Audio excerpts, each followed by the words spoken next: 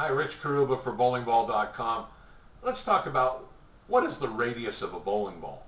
Well, why do we want to know that? Well, to understand what the radius of a bowling ball is also to learn a little bit about simple geometry and properties of a circle. And that'll help you understand the bowling ball construction, the size, dimensions, and how useful it is against bowling pin formations that you encounter when you line up on the lanes.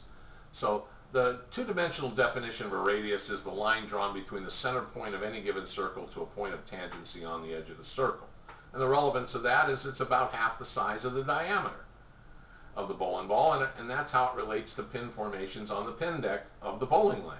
So before we address these formation details, let's talk a little bit about some specifications, the United States Bowling Congress, which we all know is a sanctioning body for all of bowling, and we'll start with the diameter of a ball. The diameter of a bowling ball, 13 pounds or greater, is a minimum of 8.5 inches to just over that 8.595 inches. That's the little span of tolerance, 8.5 inches. So the circumference then is about 26.7. What's interesting about that is that the ball could actually make 26 2/3 revolutions by rolling end over end from the center part of the lane at the foul line to make contact with the head pin 60 feet down the lane. Thought that was kind of interesting to share with you.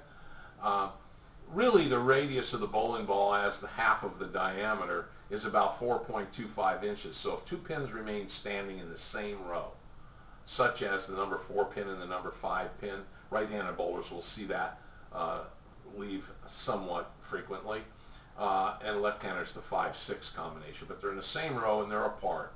The pin in the third row, let's see, is it possible to contact both pins? Yes, it is. So if the bowling ball will contact both if you throw it directly in the middle and the 2 pin isn't standing. The number of boards between the center spots of the 4 and 5 pin in this example is 11 boards. And the same holds true between the 5 and 6 and other examples in the 4th row of pins as well.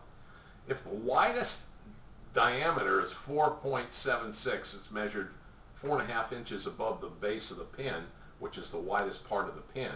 The same dimension as the radius of the bowling ball. Well, the radius of the bowling pin, therefore, is about 2.3 at the widest part of the pin.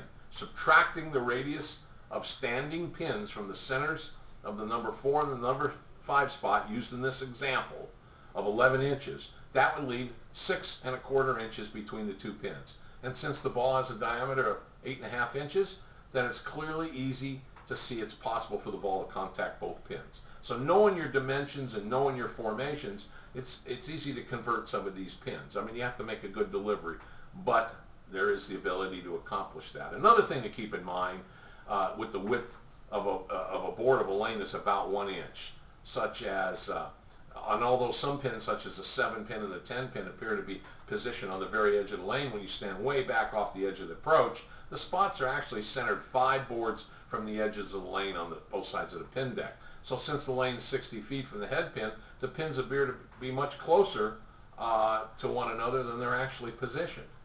The head pin is equidistant from both kickbacks and edges of the lane and located 34 3/16 inches from the center of the pin spot to the pit.